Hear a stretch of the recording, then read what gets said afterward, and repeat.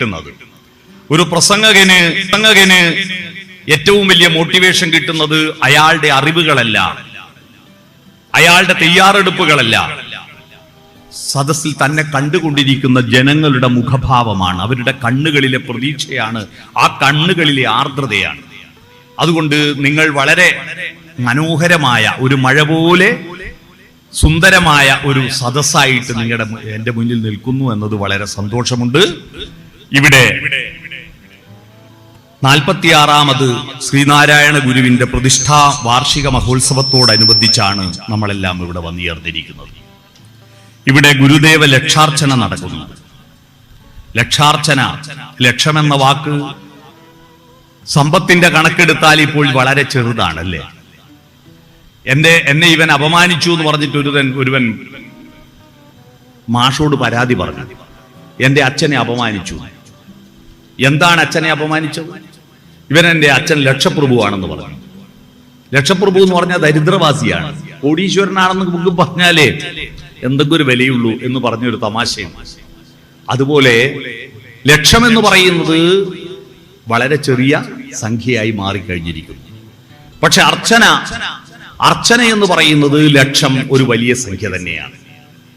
ആ 1,00,000 തവണ നമ്മൾ അർച്ചന നടത്തുമ്പോൾ, മന്ത്രങ്ങൾ ഉരുവിടുമ്പോൾ, പ്രാർത്ഥനകൾ നടത്തുമ്പോൾ, വിളക്കുകൾ തെളിയിക്കുമ്പോൾ, ആരതി സമർപ്പിക്കുമ്പോൾ, ആ ലക്ഷാർച്ചനയിൽ ചൊല്ലുന്ന മന്ത്രങ്ങളുടെ വരികളിലൂടെ ആഴങ്ങളിലേക്ക് നമ്മൾ പോകാനാണ് ലക്ഷാർച്ചന നടത്തുന്നത്.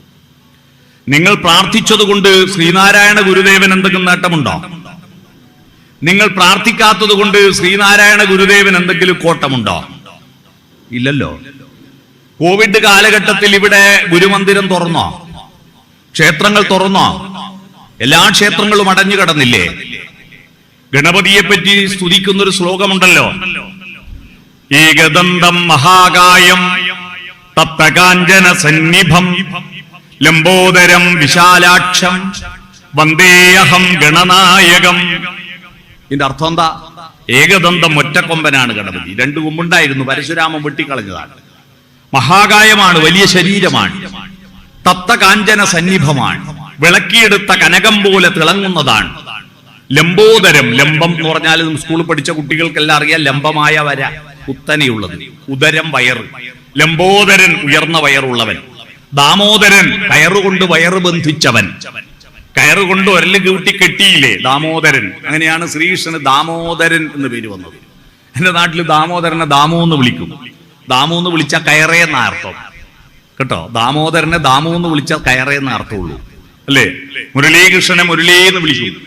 മുരളി എന്ന് പറഞ്ഞാൽ ഓടക്കുഴല, ഓടക്കുഴൽ ഏന്തിയ കൃഷ്ണനാണ് മുരളീകൃഷ്ണൻ. അവനെ മുരളി എന്ന് വിളിച്ചാൽ ഓടക്കുഴലേ എന്ന അർത്ഥം. മനസ്സിലായില്ലേ അല്ലേ? മധുസൂദനൻ, മധു കൈടഭന്മാരെന്ന് പറയുന്ന അസുരന്മാരെ കൊന്നതുകൊണ്ടാണ് സൂദനം ചെയ്തവൻ, കൊന്നവൻ. അതാണ് കൃഷ്ണന് മധുസൂദൻ എന്ന് പേര് വിളിക്കുന്നത്.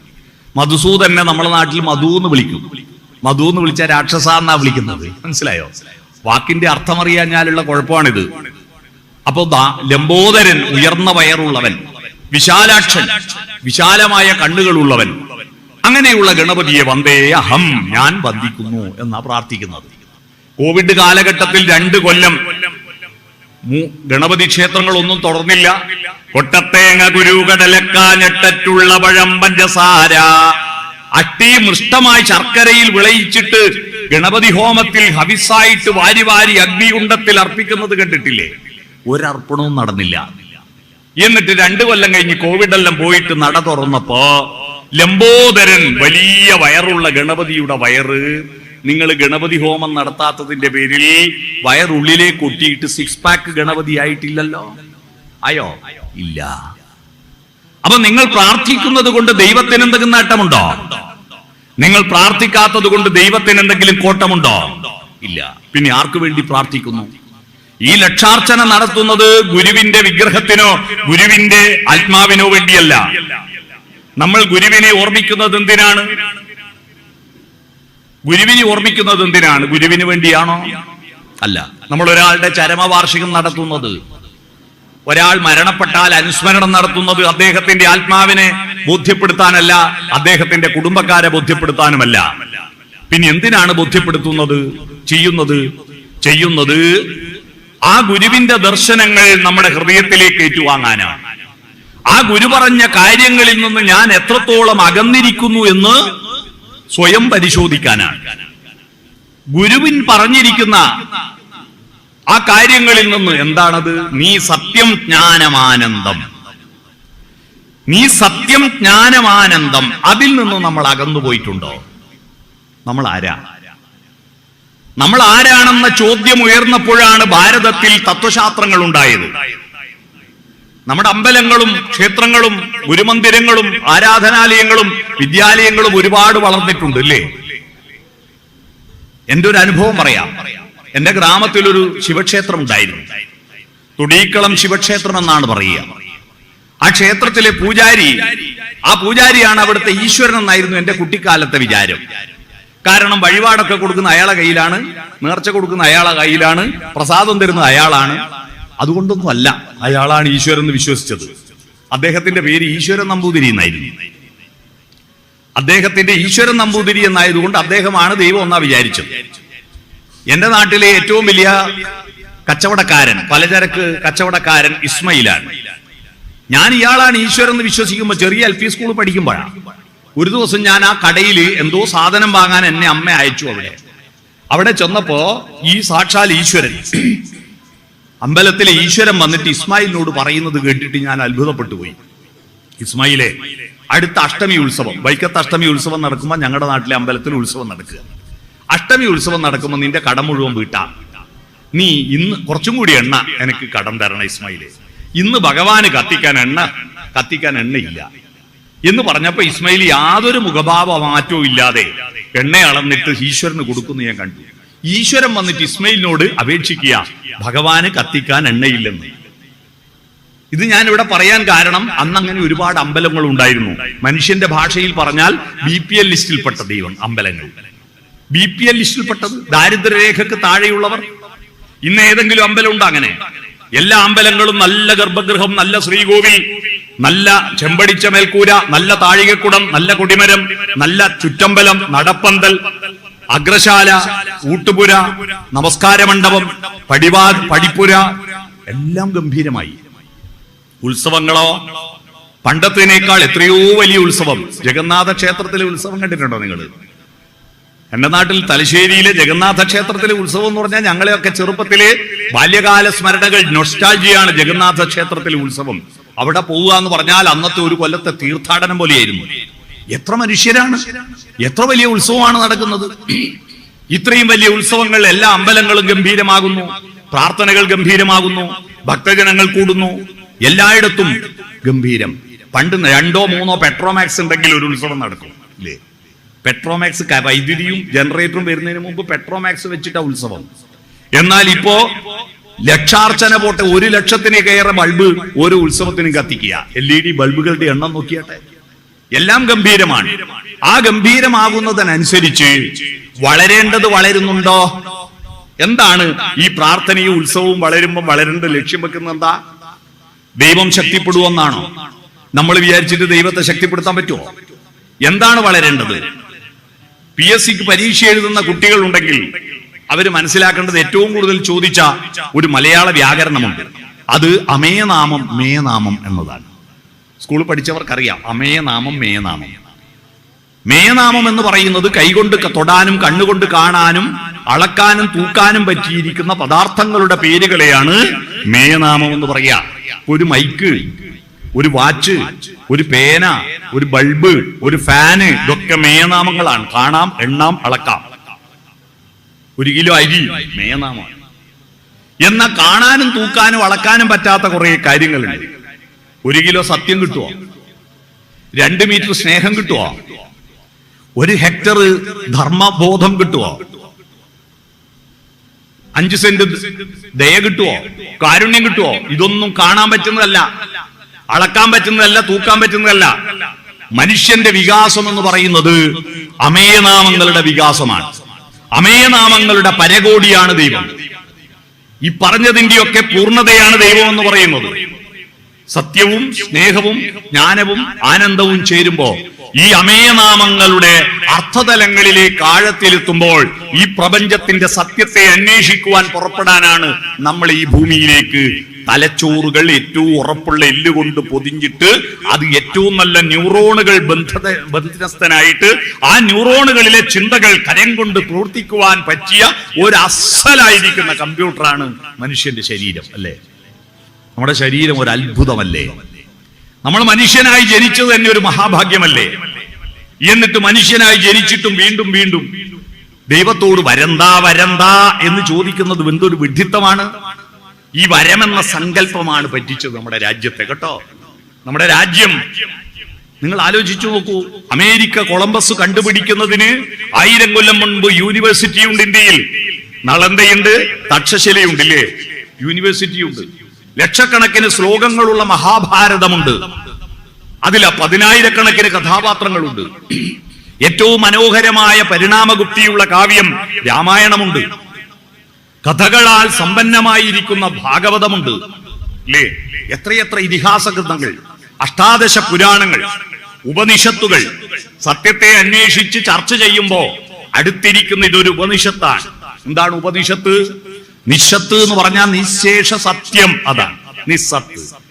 എന്താ സത്യവും നിശേഷ സത്യവും തമ്മിലുള്ള വ്യത്യാസം? നമ്മൾ കാണുന്ന പല സത്യവും സത്യമല്ല. സൂര്യൻ കിഴക്കുന്നു ഉദിക്കുന്നു, അവിടെ 2 തിരി വെച്ചത് കണ്ടോ?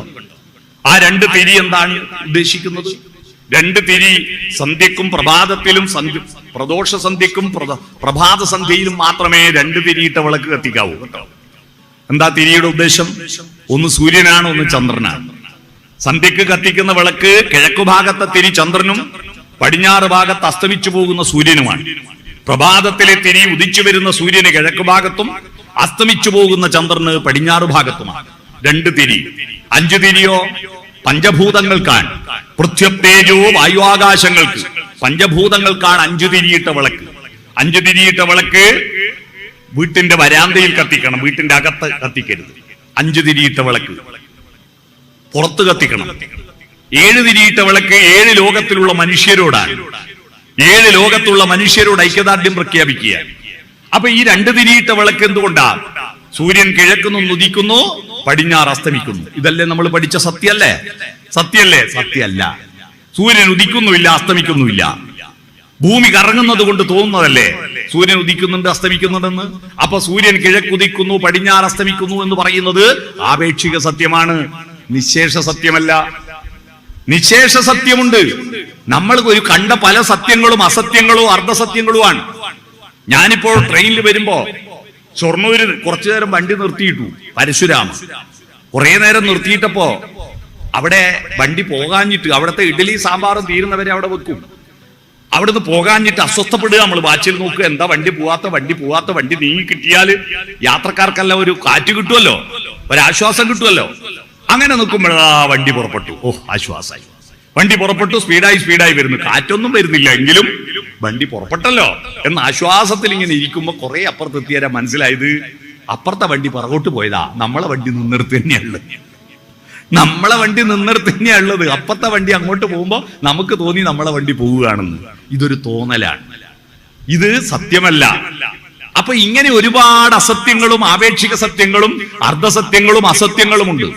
ഈ അസത്യങ്ങളും അർദ്ധസത്യങ്ങളും 1,00,000 കൂട്ടിവെച്ചാലും ഒരു സത്യത്തിന്റെ അടുത്തെത്തൂല, ഒരു കൊച്ചു സത്യത്തിന്റെ അടുത്തെത്തൂല. അതിനൊരു ഉദാഹരണം പറയാം. നിങ്ങൾ ഈ ഹാളിൽ നിന്ന് പുറത്തിറങ്ങിയിട്ട് ആകാശത്തേക്ക് നോക്കൂ. ഇപ്പൊ മഴ പെയ്ത് മഴക്കാറ് പോയല്ലോ. ആകാശത്തേക്ക് നോക്കൂ, ആകാശം തെളിഞ്ഞു അല്ലേ? ആകാശത്ത് 1,00,000 നക്ഷത്രങ്ങളുണ്ട്. എന്നിട്ടും നമുക്കിവിടെ എത്ര LED ബൾബ് കത്തുന്ന, എത്രയാ ട്യൂബ് ലൈറ്റ് കത്തുന്നത്? 1,00,000 ബൾബ് ആകാശത്തുണ്ടായിട്ടും നമുക്ക് വെളിച്ചം കിട്ടുന്നില്ലല്ലോ. എന്നാ പകലോ ഈ ബൾബെല്ലാം കത്തുവോ? പകൽ 1,00,000 ഇല്ല, 10,000 ഇല്ല, 1000 ഇല്ല, 100 ഇല്ല, ഒറ്റ ബൾബ്, ഒരൊറ്റ നക്ഷത്രമേ ആകാശത്ത്. ആ നക്ഷത്രം സൂര്യൻ എന്ന് പറഞ്ഞാൽ രാത്രി കത്തുന്ന തിരുവാതിര നക്ഷത്രത്തെക്കാൾ എത്രയോ ചെറുതാണ് സൂര്യൻ, ചെറിയ നക്ഷത്രമാണ് സൂര്യൻ. എന്നിട്ടും നമുക്ക് നല്ല വെളിച്ചം കിട്ടുന്നത് എന്തുകൊണ്ടാ?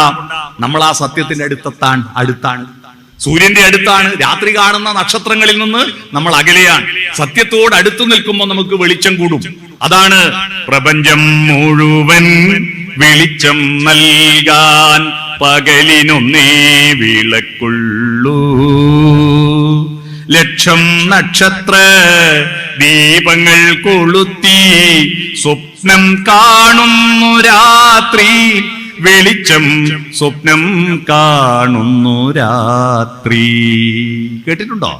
അദ്വൈതം ജനിച്ച നാട്ടിൽ, ആദിശങ്കരൻ ജനിച്ച നാട്ടിൽ, 1000 ജാതികൾ, 1000 മതങ്ങൾ, 1000 ദൈവങ്ങൾ എന്ന പാട്ടിൽ എന്താ നമുക്ക് മാർഗം? എന്താണ് നമുക്ക് വഴിയുള്ളത്? നിത്യസ്നേഹം തെളിക്കുന്ന വീതി, സത്യാന്വേഷണ വീതി. യുഗങ്ങൾ അല്ലേ, യുഗങ്ങൾ രക്തം ചിന്തിയ വീതി. ആ സത്യാന്വേഷണത്തിലെ മാർഗത്തിലൂടെ പോകുമ്പോഴാണ് നമ്മൾ പൂർണ്ണതയിലെത്തുക.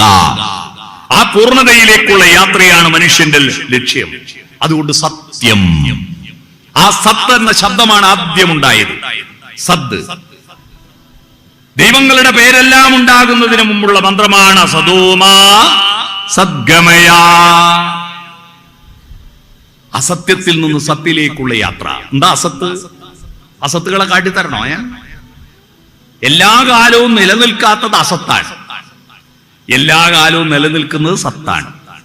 ഉള്ളതൊന്നും ഉള്ളതല്ല, ഉള്ളതിന് നാശമില്ല, നാശമുള്ളത് ഉള്ളതല്ല. മനസ്സിലായോ? ഉള്ളതൊന്നും ഉള്ളതല്ല, ഉള്ളതിന് നാശമില്ല, നാശമുള്ളതുള്ളതല്ല. ഒരു ഉദാഹരണം പറയാം. ഇവിടെ ഇരിക്കുന്ന നിങ്ങളെല്ലാം നല്ല ആളല്ലേ? നിങ്ങളെ തല നല്ല സ്റ്റൈലില്ലേ? സെൽഫി എടുക്കൂലേ? ഇവിടെ വരാൻ വേണ്ടിയിട്ട് കുളിച്ച് മുടിച്ചില്ലേ? പൊട്ടു തൊട്ടില്ലേ? പൗഡർ ഇട്ടില്ലേ? ഇവിടെ കൊണ്ടുവന്ന ഈ തല 100 കൊല്ലം കഴിഞ്ഞ് എങ്ങനെ ഉണ്ടാവും? ഉള്ളതായിട്ട് നിൽക്കുവോ? 100 കൊല്ലം കഴിഞ്ഞാൽ ഈ തലയെല്ലാം എവിടെയുണ്ടാകും? തിലകം ചാർത്തി ചിരിയുമഴകായി പല നാൾ പോറ്റിയ പുണ്യശിരസ്സേ, ഉലകം വെല്ലാനുഴറിയ നീയും വിലപിടിയാതൊരു തലയോടാവൂലേ? ഈ തത്വം പഠിക്കാൻ വേണ്ടിയ മനുഷ്യനെ ഈ ഭൂമിയിൽ അയച്ചത്. ആ തത്വം പഠിക്കാൻ ഒരു വിദ്യാലയമുണ്ട്. ആ വിദ്യാലയത്തിന്റെ പേര് ആത്മവിദ്യാലയമേ.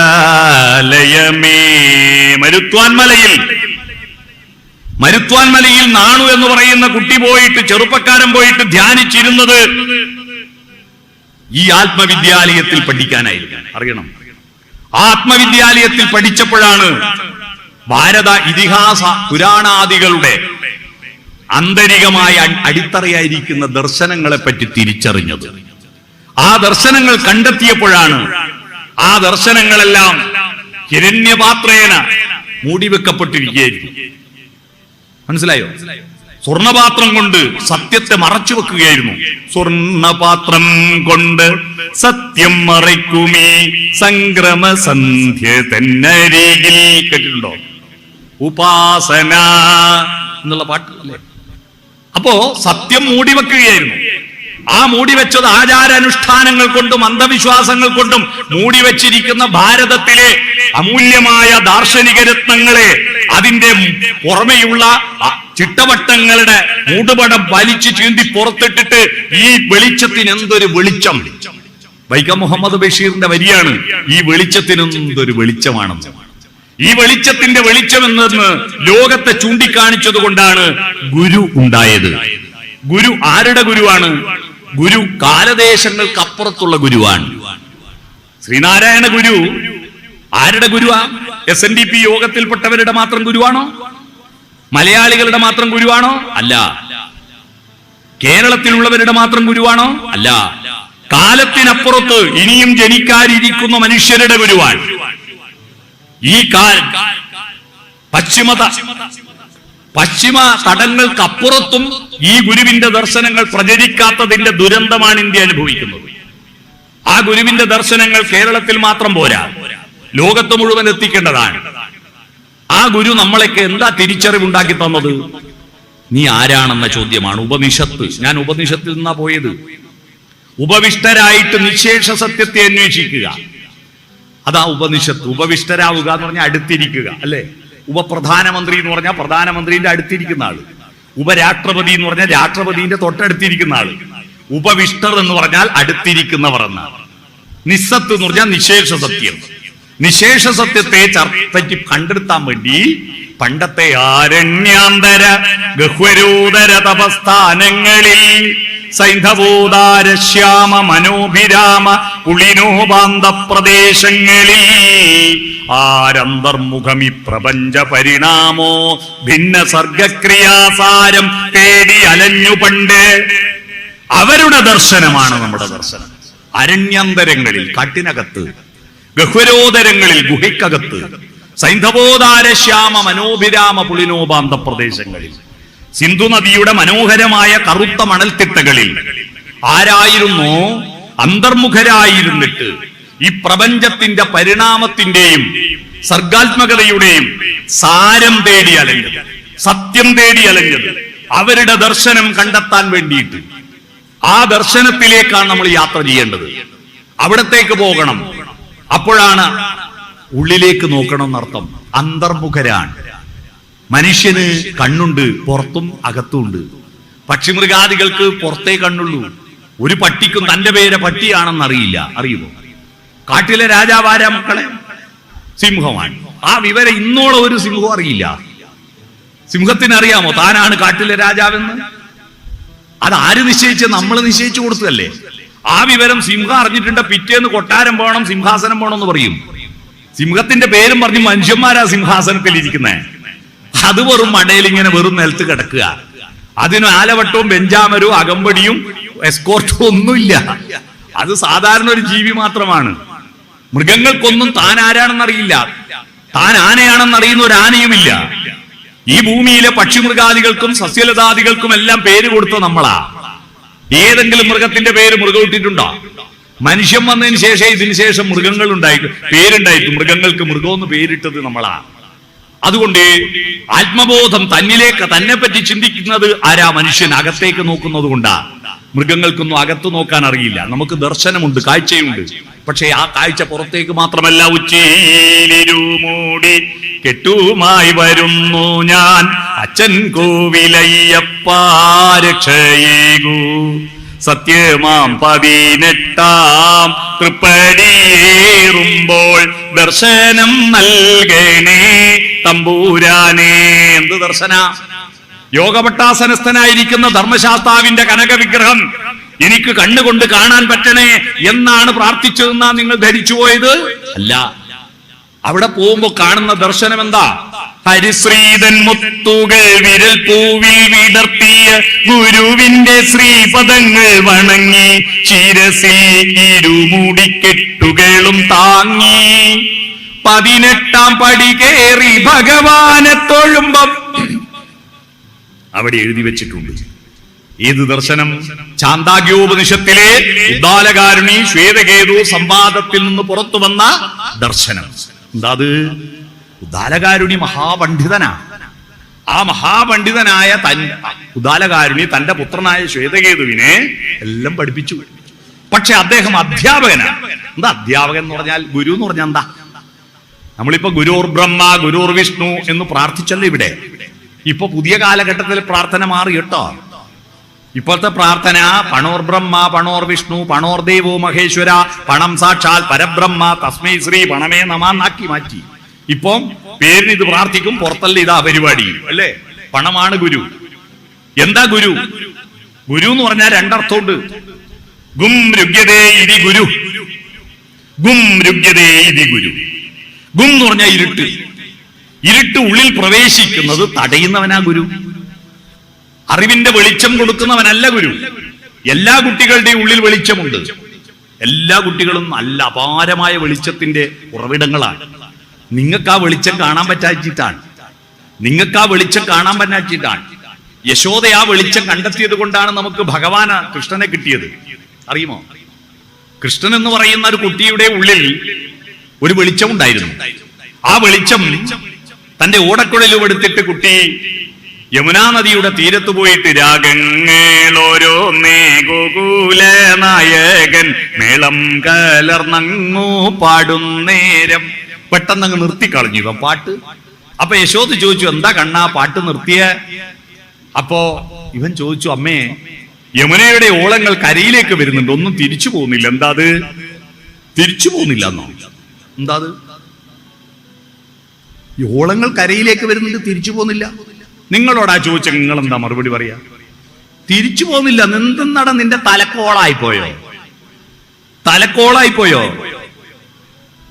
മനസ്സിലായോ?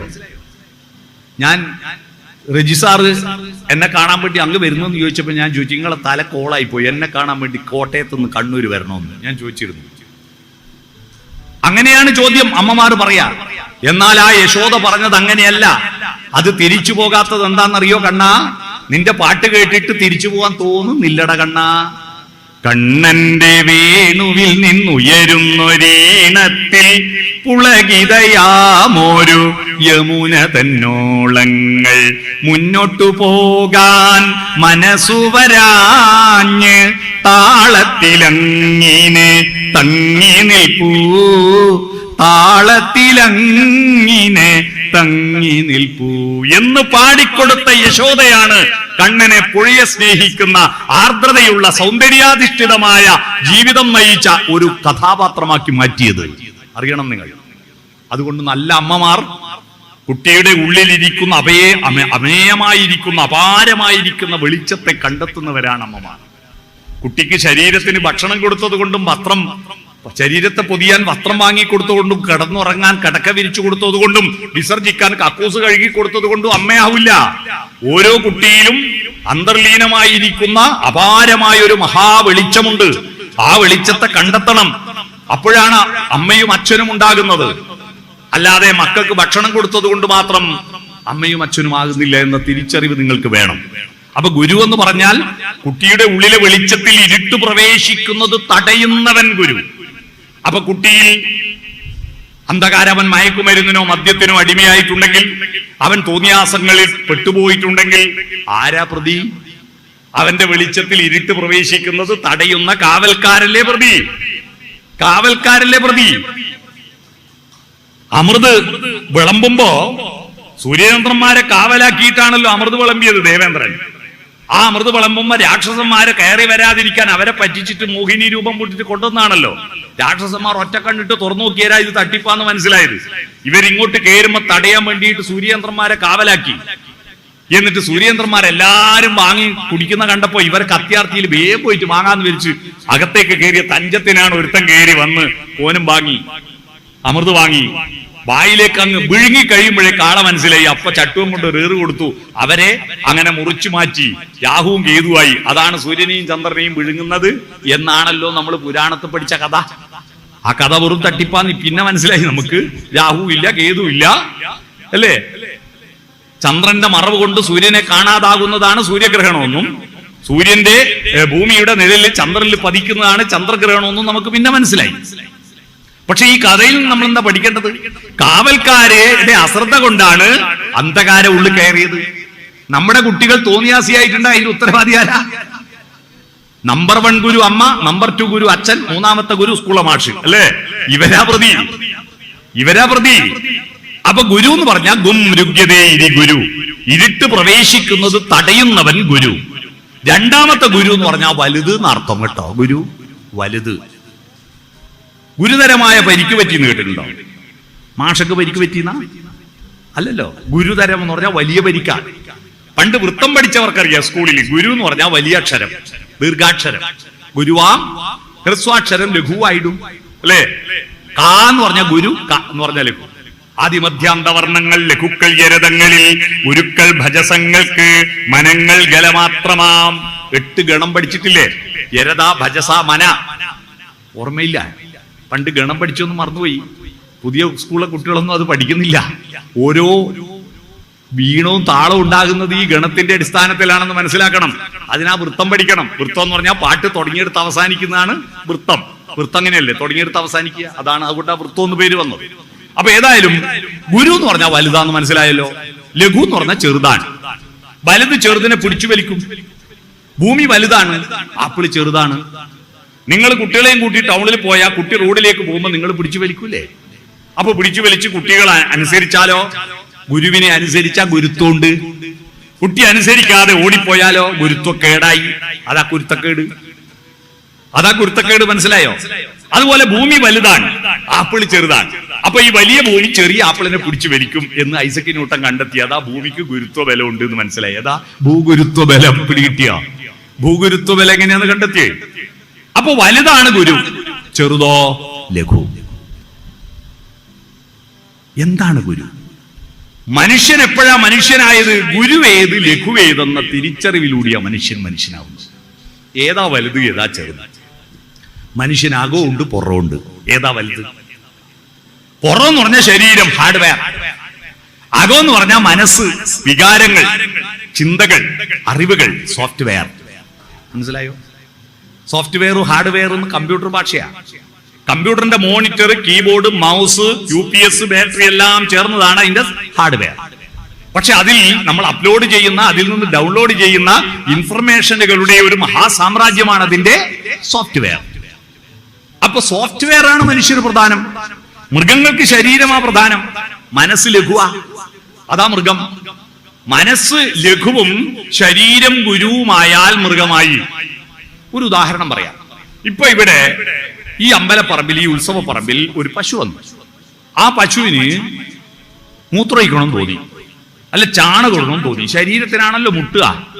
മുട്ടുമ്പോ മനസ്സ് പറയാ അയ്യയ്യെ പറ്റില്ല, ആൾക്കൂട്ടത്ത് പറ്റില്ല, ആലയിലെത്തട്ടെ, അല്ലെ ടോയ്ലറ്റ് പോകണമെന്ന് പറയോ? ഇല്ല. മനസ്സ് അതിന് കീഴ്പ്പെടും. അപ്പൊ തന്നെ വാലും പൊതിച്ച് എവിടുന്നാ മുട്ടുന്ന അവിടെ മൂത്രയിക്കും, അവിടെ ചാണകം ഇടൂലേ? കാത്തു നിൽക്കൂലല്ലോ, അപ്പൊ ഇടുവല്ലോ. മനസ്സില്ലേ? മൃഗങ്ങൾക്ക് മനസ്സില്ലേ? പട്ടിക്ക് കണക്കറിയാം. ഞാൻ തെളിവ് തരണോ? എന്റെ നാട്ടിലെ പട്ടികൾക്കെല്ലാം കണക്കറിയാം, ഈ നാട്ടിൽ എനിക്കറിയില്ല. എന്ന് പറഞ്ഞാൽ വീതി കുറഞ്ഞ റോഡിലൂടെ നിങ്ങളൊരു സ്കൂട്ടറിൽ പോകുന്നു. റോഡിന്റെ പകുതിക്കൊരു പട്ടി കിടന്നിട്ടുണ്ട്. സ്കൂട്ടറിന്റെ ഒച്ച കേട്ടാ പട്ടി നോക്കുമ്പോ സ്കൂട്ടറാന്ന് കണ്ടാൽ അനങ്ങൂല. കാരണം സ്കൂട്ടറിന് പോകേണ്ട സ്ഥലം അവിടെ ബാക്കിയുണ്ട്. എന്നാൽ സ്കൂട്ടർ പോയി കുറച്ച് കഴിഞ്ഞപ്പോ ഒരു ലോറി വരുന്നു. പട്ടി ലോറിയാന്ന് കണ്ടാൽ എഴുന്നേറ്റ് മാറും. എന്തുകൊണ്ടാ? സ്കൂട്ടറിന് എത്രയാ വീതി, ലോറിക്ക് എത്രയാ വീതി എന്ന് ആർക്കറിയാം? പട്ടിക്ക് അറിയുന്ന കൊണ്ടല്ലേ പട്ടി എഴുന്നേറ്റ് മാറുന്ന. എന്നാൽ നമ്മളെ കൂട്ടത്തിലെ ചില നായിയൊക്കെ അറിയില്ല. അവര് റോഡുമേൽ വെച്ച് പോകും. കേട്ടനാ, റോഡുമേൽ വെച്ച് ബ്ലോക്ക് ആക്കുന്ന കണ്ടിട്ടില്ലേ? അതാണ്. പട്ടിക്കറിയാം ഓരോന്നിനും എത്രയാ വീതിയും. മൃഗങ്ങൾക്ക് മനസ്സുണ്ട്, പക്ഷേ അത് ശരീരത്തിന് കീഴ്പ്പെടും. ശരീരം എന്ത് പറയുന്നു? ഒരു പട്ടിക്ക് ഇണചേരണം തോന്നിയാൽ പെണ്ണ് കാണാൻ പോയി, നാട്ടുകാരോടെല്ലാം പറഞ്ഞ് കല്യാണ നിശ്ചയം നടത്തി, പന്തല് കെട്ടി, മോതിരം മാറി, മാലയിട്ട് നടത്തുവോ? ഇല്ല. അപ്പൊ ശരീരത്തിന്റെ ആഗ്രഹം പ്രകടിപ്പിക്കും. എന്നാ മനുഷ്യന് പറ്റുവോ? മനുഷ്യന്റെ ശരീരത്തിന് ഇപ്പൊ മൂത്രയിക്കണമെന്ന് ഇവിടെ തോന്നി എവിടെ വയ്ക്കുവോ? ഒഴിച്ചാ പറയും നീ എന്ത് ജന്തുവാടാന്ന് പറയില്ലേ? കാരണം നമ്മൾ മൃഗായി. നമ്മുടെ മനസ്സ് പറയും അനങ്ങാണ്ട് കിടന്നോ പേരിങ്കോടല്ലേ, ഒരു നാടൻ പാട്ടില്ലേ, വീട്ടിലെത്തട്ടെ, ടോയ്ലറ്റിലെത്തട്ടെ എന്ന് മനസ്സ് ശരീരത്തെ കൺട്രോൾ ചെയ്യുമ്പോൾ നമ്മൾ ആരായി? മനുഷ്യനായി. മനസ്സ് ഗുരുവും ശരീരം ലഘുവുമായാൽ നമ്മൾ മനുഷ്യരായി. പിടികിട്ടിയോ? മനസ്സ് ഗുരുവും ശരീരം ലഘുവും. ആ മനസ്സ് ശരീരത്തെ കീഴ്പ്പെടുത്തി അധ്യാപനം നടത്താൻ പ്രേരിപ്പിക്കുമ്പോഴാണ് ഗുരുനാഥൻ ഉണ്ടാവുന്നത്. അധ്യാപനം നടത്തണം. ശ്രീനാരായണ ഗുരു ചെയ്തത്, കേരളത്തിൽ പണ്ടും പുരാണങ്ങളും ഈശാവാസ്യ ഉപനിഷത്തും അറിയുന്നവരുണ്ടായിരുന്നു. രാമായണവും മഹാഭാരതത്തിന്റെ കഥകൾ അറിയുന്നവരുണ്ടായിരുന്നു. ദൈവത്തെ പ്രാർത്ഥിക്കുന്നവരും ശിവ സ്തോത്രമാലയും ചൊല്ലുന്നവരുണ്ടായിരുന്നു, ഒക്കെ ഉണ്ടായിരുന്നു. പക്ഷെ ശ്രീനാരായണ ഗുരു ചെയ്തത് കേരളത്തിലെ ജനങ്ങളെ സംസ്കാരത്തിലേക്ക്, പ്രായോഗികതയിലേക്ക്, ദാർശനികതയിലേക്ക്, മാനവികതയിലേക്ക് അധ്യാപനം നടത്തിയപ്പോഴാണ് ശ്രീനാരായണ ഗുരു. എന്ത് ഈ അധ്യാപനം? അധി എന്ന് പറഞ്ഞാൽ കൂടുതൽ. 2024 അധിവർഷമാണ്. എന്തുകൊണ്ടാ? ഫെബ്രുവരി മാസം 28-ന് പകരം 29 ദിവസമുണ്ട്. അതുകൊണ്ട് 365-ന് പകരം 366 ദിവസമുണ്ട് ഈ കൊല്ലം. ഒരു ദിവസം ജാസ്തി കിട്ടുന്നുണ്ട് കേട്ടോ. അതുകൊണ്ട് അധികം ഒരു ദിവസം ഉള്ളത് കൊണ്ട് അധിവർഷമാണ്. അധി എന്ന് പറഞ്ഞാൽ കൂടുതൽ. യാപനമോ? യാത്ര ചെയ്യൽ. അധിയാപനമോ? കൂടുതൽ യാത്ര ചെയ്യൻ. അധ്യാപകനോ? കൂടുതൽ യാത്ര ചെയ്യാൻ പ്രേരിപ്പിക്കുന്നവൻ. മാഷു പറഞ്ഞത് മാത്രം പഠിച്ചിട്ട് ലോകം മുന്നോട്ട് പോയിരുന്നെങ്കിൽ ലോകം തുടങ്ങിയെടുത്ത് നിൽക്കും. മാഷു പറഞ്ഞതിന്റെ അപ്പുറത്ത് അന്വേഷിക്കുമ്പോഴാണ് ലോകം വളർന്നത്.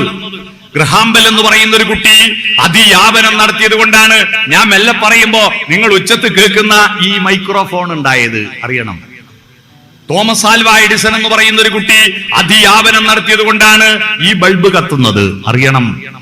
ഈ വാച്ച് കണ്ടുപിടിച്ചത്, ഈ പേന കണ്ടുപിടിച്ചത്, അല്ലേ, ഈ സിമന്റ് കണ്ടുപിടിച്ചത്, ഈ ഫാന്, കരണ്ട്, വിമാനങ്ങളിൽ പറക്കുന്നത് റൈറ്റ് സഹോദരന്മാരെന്ന കുട്ടികൾ അധിയാപനം നടത്തിയത് കൊണ്ടല്ലേ?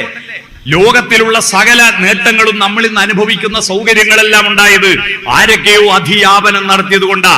പറഞ്ഞത് മാത്രം കേട്ട് നടത്തരുതുവെങ്കിൽ ലോകം തുടങ്ങിയെടുത്ത് നിൽക്കും. മാഷ് പറഞ്ഞ കണക്ക് തെറ്റാണെന്ന് പറഞ്ഞൊരു കുട്ടിയാണ് ലോകത്ത് ഏറ്റവും കൂടുതൽ വിദേശികൾ അറിയുന്ന മലയാളി. ലോകത്തിൽ ഏറ്റവും കൂടുതൽ വിദേശികൾ അറിയുന്ന മലയാളി ആരാ? മാഷ് 1 1 2 2 1 3 എന്ന് കണക്ക് പഠിപ്പിക്കുമ്പോ ഈ കുട്ടി പറഞ്ഞു, മാഷെ ഒരു പുഴ അങ്ങന്ന് വരുന്നു, ഒരു പുഴ ഇങ്ങന്ന് വരുന്നു, 2 പുഴ 1 1 കൂടിച്ചേരുന്നു, പിന്നെ 2 പുഴ ഉണ്ടാവുന്നില്ല, വലിയ പുഴയാ ഉണ്ടാവുന്നത്, അതുകൊണ്ട് 1 1 2 അല്ല, 1 1 ഇമ്മിണി വല്യൊന്ന് എന്ന് പറഞ്ഞ വൈക്കം മുഹമ്മദ് ബഷീറിനെയാണ് ലോകത്ത് ഏറ്റവും കൂടുതൽ വിദേശികൾ അറിയുന്നത്. മനസ്സിലായോ മലയാളി? കണക്ക് മാഷന്മാർ പറഞ്ഞൊന്നും കേട്ട് പോകരുത് കേട്ടോ, സത്യല്ല. മോൻ എത്രാം ക്ലാസ്സിലാ പഠിക്കുന്നത്? 6. ഏത് സ്കൂളാ? തോട്ടക്കാട് സ്കൂളില് അല്ലേ? കണക്കറിയില്ലേ? 1 2 3 എണ്ണ അറിയില്ലേ? 1 ആണോ 2 ആണോ വലുത്? 2 അല്ലേ? നിന്റെ അച്ഛൻ എത്ര മക്കളുണ്ട്? 2. ഒന്നാമത്തെ ആളാരാ? നീ. രണ്ടാമത്തോ? നിന്റെ അനിയൻ. ആരാ വലുത്? അപ്പൊ 1 അല്ലേ വലുത്? നീയല്ലേ 2 വലുത് എന്ന് പറഞ്ഞേ. അപ്പൊ മാഷ് പറഞ്ഞ കണക്കിന് എന്തോ ഒരു കുഴപ്പമുണ്ട്. അപ്പൊ ഇനി സ്കൂൾ തുറന്നാ കണക്കിന്റെ മാഷോട് ചോദിക്കണം, മാഷേ വീട്ടിലെത്തുമ്പോ 1 വലുത്, സ്കൂളിലെത്തുമ്പോ 2 വലുത്, എന്താ അത്? ചോദ്യം ചോദിക്കുന്ന കുട്ടികൾ ഉണ്ടാവുക. നിങ്ങൾ എല്ലാവരും സ്കൂൾ പഠിച്ചവരല്ലേ ഉള്ളൂ. നമ്മുടെ ലോകം, നമ്മുടെ ഭാരതം വളരാത്തതിന്റെ കാരണം ഞാൻ പറഞ്ഞുതരാം. ഇത്രയും കൃതികളുള്ള നാടല്ലേ, ഇത്രയും ഉപനിഷത്തുകളുള്ള നാടല്ലേ, ഇത്രയും വേദവും വേദാന്തവും ഉള്ള നാടല്ലേ. ആധുനിക വൈദ്യശാസ്ത്രം, അലോപ്പതി ചികിത്സയൊക്കെ ഉണ്ടാകുന്നതിനും ആയിരക്കണക്കിന് വർഷം മുമ്പ് മെൻഡലിയഫിന്റെ പട്ടികയിലെ 104 മൂലകങ്ങൾ കണ്ടെത്തി. ഓരോ മൂലകത്തിന്റെയും ശാസ്ത്രനാമം കണ്ടെത്തി. അതിന്റെ രസദോഷ വിചിന്തനം നടത്തി. അത് ആൽക്കലിയാണോ ആസിഡാണോ എന്ന് കണ്ടെത്തി.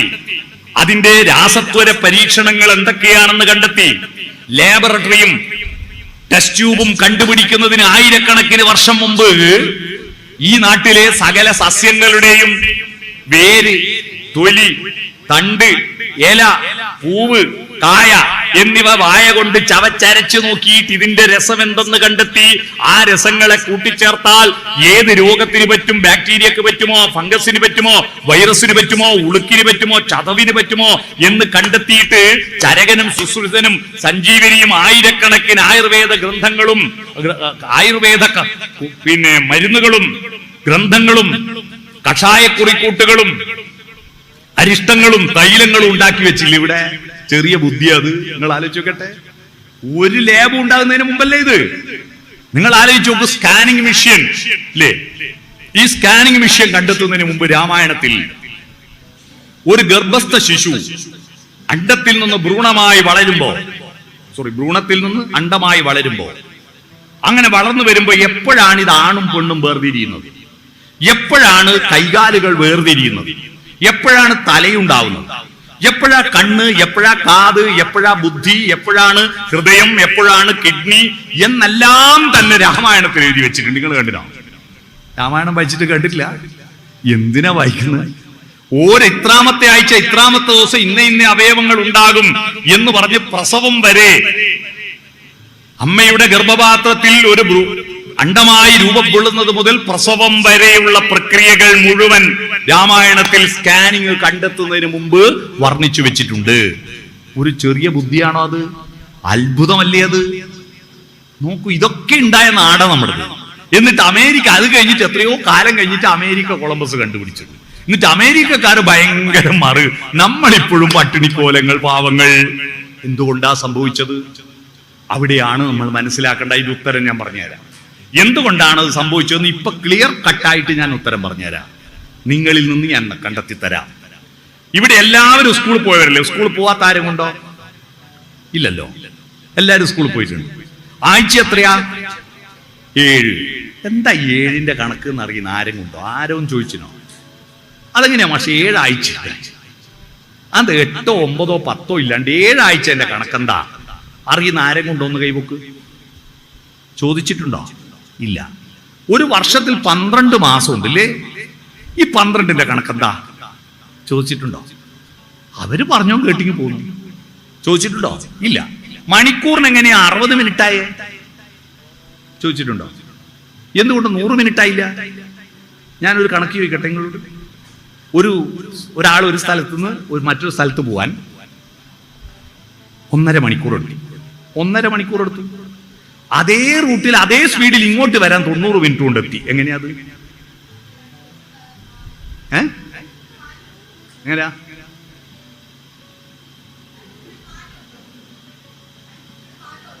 രണ്ടും സ്പീഡ് മാറ്റമില്ല, ഒരേ സ്പീഡ്. അങ്ങോട്ട് പോവാൻ 1.5 മണിക്കൂർ എടുത്തു, ഇങ്ങോട്ട് വരാൻ 90 മിനിറ്റ് കൊണ്ടെത്തി. എന്തുകൊണ്ടാ അറിയില്ല അല്ലേ? എടാ 90 മിനിറ്റ് തന്നെയാ 1.5 മണിക്കൂർ കേട്ടോ. മനസ്സിലായോ? 1.5 മണിക്കൂർ 90 മിനിറ്റ് കണക്ട്. ഇത് കുട്ടികൾക്ക് തെറ്റിദ്ധാരണ ഉണ്ടാകാൻ കാരണം എന്താണെന്നറിയോ? 100ന്റെ കണക്ക് നമ്മളെ മനസ്സിൽ. അതെന്തുകൊണ്ട് 60 മിനിറ്റായി ചോദിച്ചിട്ടുണ്ടോ? നീ മാത്രമല്ല, ആരും ചോദിച്ചിട്ടില്ല. മണ്ഡലകാലം വ്രതം ഉണ്ടാവില്ല ഇവിടെ? എത്ര ദിവസം? 41. എങ്ങനെയാ 41 കിട്ടിയേ? എന്താ ഈ 41ന്റെ കണക്ക്? ഇതുവരെ ആരും ചോദിച്ചിട്ടുണ്ടോ?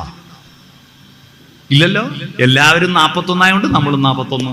മുന്നിൽ നടന്നീടിന ഗോവുതന്റെ പിമ്പേഗമിക്കും ബഹുഗോക്കളെല്ലാം. കുഞ്ചൻ നമ്പ്യാരുടെ വരിയ. മുന്നിൽ ഒരു പശു നടക്കും, ആ പശുവിന്റെ പുറകെ ബാക്കി പശുക്കളും നടക്കും. ഇതാ നമുക്ക് പറ്റിയ അബദ്ധം. ഭാരതത്തിലെ ഇതിഹാസ പുരാണാദികളെല്ലാം എഴുതുന്ന കാലത്ത് കമ്പ്യൂട്ടർ ഇല്ല, വെച്ചെഴുത മേശയില്ല. ഉണ്ടോ? ഈ അറ്റത്ത് ബോൾ ഉരുളുന്ന ബോൾ പെന്നില്ല. ബോൾ പെന്നിന് ബോൾ പെൻ എന്ന് പേര് വന്ന എങ്ങനെയെന്നറിയോ? നിബിന് പകരം ബോൾ ഉരുളുന്നതുകൊണ്ട് സ്മൂത്തായിട്ട് എഴുതാൻ പറ്റും. അതാ ബോൾ പെൻ. ലൈറ്റില്ല, വെളിച്ചമില്ല. ഓടലെണ്ണ കത്തിച്ചിട്ട് അതിന്റെ വെളിച്ചത്തിൽ ചമ്രം പടിഞ്ഞിരുന്നിട്ട് താളിയോലകൾ കൊണ്ടുവന്നിട്ട് അത് ഉണക്കിയിട്ട് അതില് എഴുത്താണി കൊണ്ട് നാരായം കൊണ്ട് ഒരു പേജ് എഴുതി കഴിയുമ്പോഴേക്ക് 5 മണിക്കൂറാവും കേട്ടോ. കോറി എഴുതിയിട്ടാണ് ഇത്രയും വലിയ ബൃഹത്തായ ഗ്രന്ഥങ്ങൾ ഉണ്ടാക്കിയത്. ഇന്ന് അറിവിന്റെ വിസ്ഫോടനാത്മകമായ വികാസമുണ്ടായി, മഹാഗ്രന്ഥങ്ങൾ ഉണ്ടായി, പുസ്തകങ്ങൾ ഉണ്ടായി, കമ്പ്യൂട്ടർ ഉണ്ടായി, എല്ലാ അറിവുകളും ഇപ്പൊ വിരലും തുമ്പത്താ. എന്നിട്ട് അത് പോയിട്ട് അതിന്റെ 10-1 ഗുണമുള്ള ഒരു പുസ്തകം ഉണ്ടാകുന്നുണ്ടാ? എന്താ ഉണ്ടാവാത്ത കാര്യം? ഞാൻ പറഞ്ഞ അതിനും തെളിവ് ഞാൻ തരാം. ഞാനിങ്ങനെ നോബൽ സമ്മാനം പ്രഖ്യാപിക്കുമ്പോ ഇങ്ങനെ പ്രതീക്ഷിക്കും, ഇന്ത്യയിലൊരു നോബൽ സമ്മാനം. നിരാശരായിരിക്കും. ഇന്ത്യയിൽ ആദ്യ നോബൽ സമ്മാനം കിട്ടിയ കൃതി ഏതാണെന്നറിയോ? ഏതാ ഇന്ത്യയിൽ ആദ്യ നോബൽ സമ്മാനം കിട്ടിയ കൃതി? അറിയില്ല. ഇന്ത്യക്ക് ആദ്യ നോബൽ സമ്മാനം കിട്ടിയ കൃതി രവീന്ദ്രനാഥ ടാഗോറിന്റെ ഗീതാഞ്ജലിയാണ്. ഗീതാഞ്ജലി.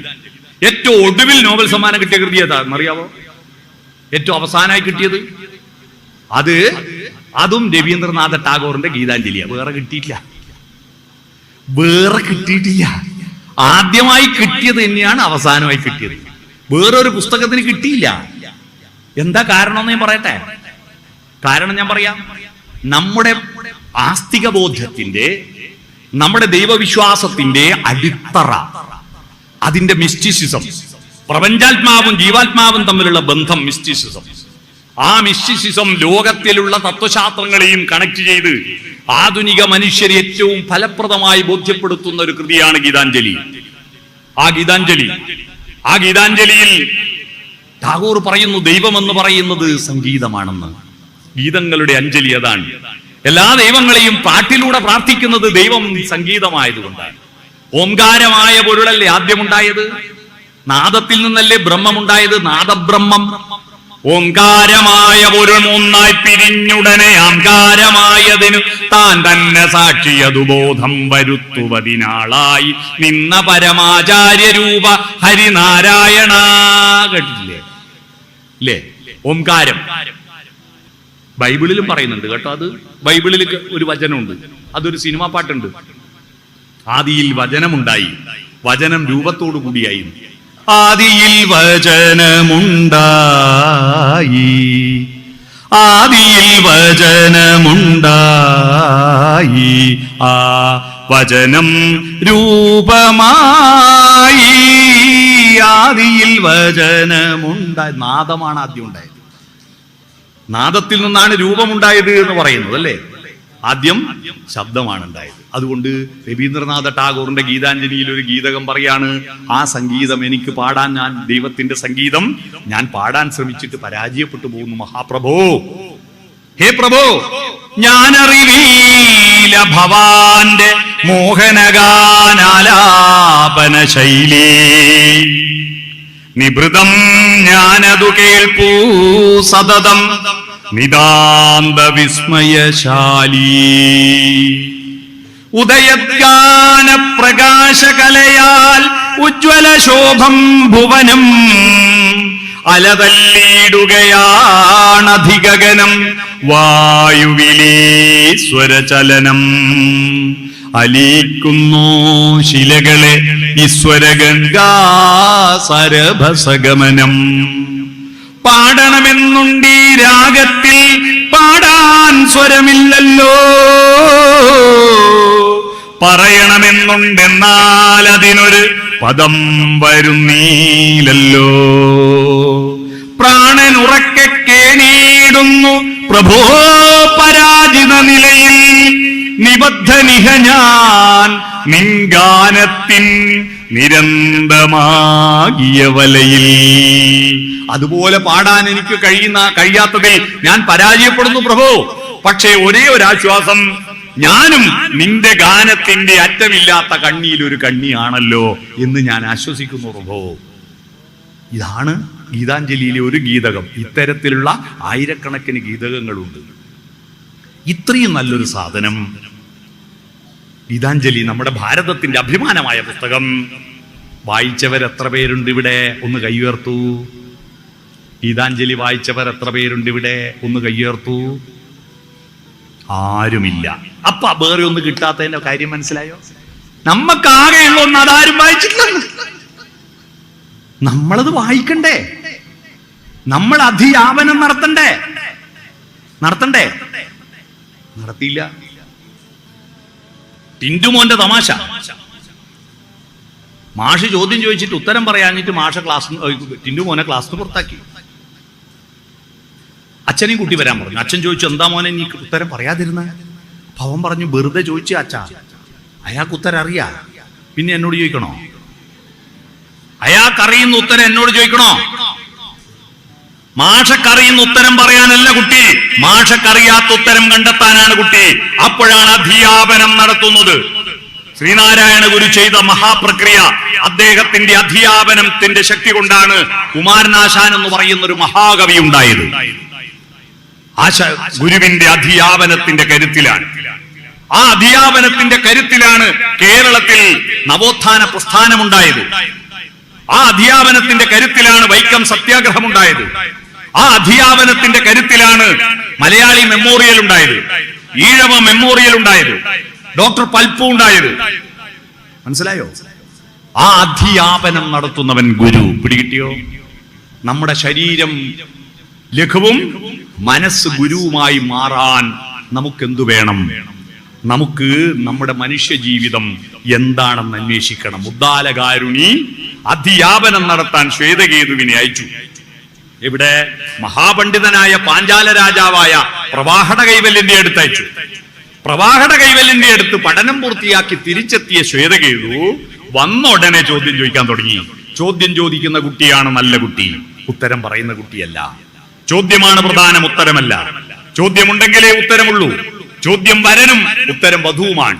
പെണ്ണ് കാണാൻ ഒരുത്തം പോയാലേ പെണ്ണ് വീട്ടിലേക്ക് കയറി വരൂല്ലേ? സ്വയമേവ ഒരു പെണ്ണ് വരുവോ? അപ്പൊ ചോദ്യം, പെണ്ണ് കാണാൻ ഒരു ചെക്കൻ വേണ്ടേ? ഒരു വരം വേണ്ടേ? ആ വരനാണ് ചോദ്യം, ഉത്തരം വധുവാണ്. ആ ചോദ്യാർത്ഥ ഉത്തരങ്ങൾ പരസ്പരം പൂരകമാവുമ്പോഴാണ് അർജുന ഉവാച, കൃഷ്ണ ഉവാച. ഭഗവത്ഗീത മുഴുവൻ അതാണ്. അർജുനൻ ചോദിക്കുന്നു, കൃഷ്ണൻ ഉത്തരം പറയുന്നു. വൈശമ്പായന ഉവാച, ജനമേജയ ഉവാച. മഹാഭാരതം അങ്ങനെയാണ്. പാർവതി ഉവാച, പരമേശ്വര ഉവാച. രാമായണം ഉമാമഹേശ്വര സംവാദമാണ്. ഋഷിമാരുമെല്ലാം പരസ്പര ചോദ്യോത്തരങ്ങൾ നടത്തുമ്പോ അതിൽ നിന്നാണ് ഉത്തരങ്ങൾ ഉണ്ടാവുന്നത്. അതാണ് ഓം സഹനാവവതു. ഗുരുവും ശിഷ്യനും, ഭാര്യയും ഭർത്താവും, അച്ഛനും അമ്മയും, അച്ഛനും മക്കളും, സഹോദരനും സഹോദരിയും പരസ്പരം ഇരുന്നിട്ട് സഹ അവവധുവാവുന്നുണ്ടോ? അതാണ് യോഗം. നിങ്ങൾ ധർമ്മപരിപാലനം നടത്താൻ യോഗം എന്നെന്താണെന്ന് പഠിച്ചോ? യോഗം എന്ന് പറഞ്ഞാൽ നിങ്ങൾ ധരിച്ചത് ഇന്ന് വൈകുന്നേരം കമ്മിറ്റിന്റെ യോഗം ഉണ്ട് കേട്ടോ, മീറ്റിംഗ് അല്ലേ? നോ. യാ ഗമിക്ക, യാ ഏതിലെയാണോ ഗമിക്കേണ്ടത് അതാ യോഗം. നമ്മൾ കൂടിച്ചേർന്നിട്ട് ഒത്തുചേർന്നിട്ട് പോകാനുള്ള വഴി കണ്ടെത്താവുന്നതിനെയാണ് യോഗം എന്ന് പറയാ. യാ എന്ന് പറഞ്ഞാൽ എവിടെ? യാ കുന്ദേന്ദു ധവള. കേട്ടില്ലേ? ആരാണോ, എന്താണോ, എവിടെയാണോ അതാ യാ. യാ എവിടെ, എങ്ങനെ ചോദ്യമാണ് യാ. ഗം എന്ന് പറഞ്ഞാൽ ഗമിക്കുക, പോവുക, ഒരുമിച്ച് പോവുക, യോജിച്ചു പോവുക. ഏതിലെയാണോ പോകേണ്ടത് അതാ യോജിച്ച് ഗമിക്കുക, അതാ യോഗം. പിടികിട്ടിയോ? ഒരുമിച്ച് ചേരേണ്ടത് ശരീരങ്ങളല്ല, മനസ്സുകളാണ്. ഒരുമിച്ച് ചേരേണ്ടത് ശരീരമല്ല. നിങ്ങളുടെ വീട് മനസ്സുകൾ ഒരുമിച്ച് ചേരാറുണ്ടോ? മനസ്സുകളും ശബ്ദങ്ങളും ഒരുമിച്ച് ചേരുന്നതാണ് കുടുംബം എന്ന് പറയാ. കുടുംബം എന്ന വാക്കിന്റെ അർത്ഥം മനസ്സും ശരീരവും ശബ്ദവും ഒരുമിച്ച് ചേരുമ്പോൾ ഉണ്ടാകുന്ന